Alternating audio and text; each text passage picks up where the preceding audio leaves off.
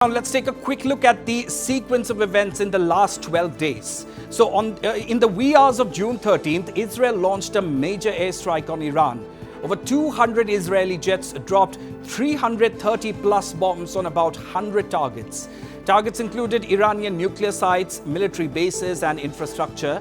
The main nuclear sites of Natanz, Esfahan, Fordo and Parchin were hit. What stunned Iran was the secret Israeli drone base near Tehran as Mossad sabotaged Iran's air defenses and missile systems. Then by afternoon, Israel struck Hamadan and Tabriz air bases and Esfahan nuclear center. In response, Iran claimed to have shot down 2 Israeli jets. Israel, however, denied losing any aircraft. The large-scale surprise attacks stunned Iran, whose key military and nuclear facilities were hit. Tensions reached a new high in West Asia. On June 14th, the IDF launched new airstrikes on military targets in Tehran. Israel struck Iran's Ministry of Defense headquarters, oil and gasoline depots and power grids, among others. Iran's Red Crescent reported Israeli attacks in 18 out of 31 provinces. Then, on June 15th, the Ministry of Justice building in Tehran was struck. Foreign Ministry of Iran also targeted. Surface-to-surface missiles and military bases were bombed across Iran. IRGC intelligence chief and deputy chief were also killed by the missile strikes. Meanwhile, 5 car bombs also exploded across Tehran, with their locations being near government and nuclear sites. Several nuclear scientists were killed in the explosions, even as Israel denied involvement in the car bombings. The next day, on June 16th, the IDF struck the Quds Force Command Center in Tehran. Explosions were reported near Fordo nuclear facility.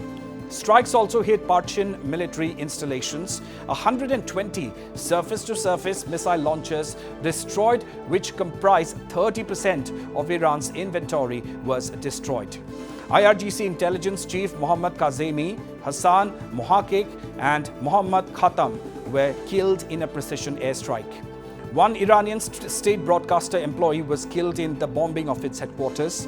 The IRIB headquarters was bombed during a live broadcast.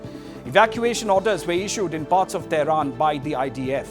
Iranian Supreme Leader Ayatollah Ali Khamenei reportedly moved to a bunker in Lavizan with family, as per Iran International. On June 17th, Major General Ali Shadmani, newly appointed commander of the Khatam al-Anbiya headquarters, was assassinated by the IDF. Dozens of IRGC officers were also killed in the same strike. 60 Israeli fighter jets bombed ballistic missile launchers in Esfahan, destroying 12 missile sites. 50 Israeli fighter jets struck around 20 buildings in Tehran on June 18th. Targets included factories making ballistic missile parts. IRGC-linked university and a missile factory in Khojir were also hit.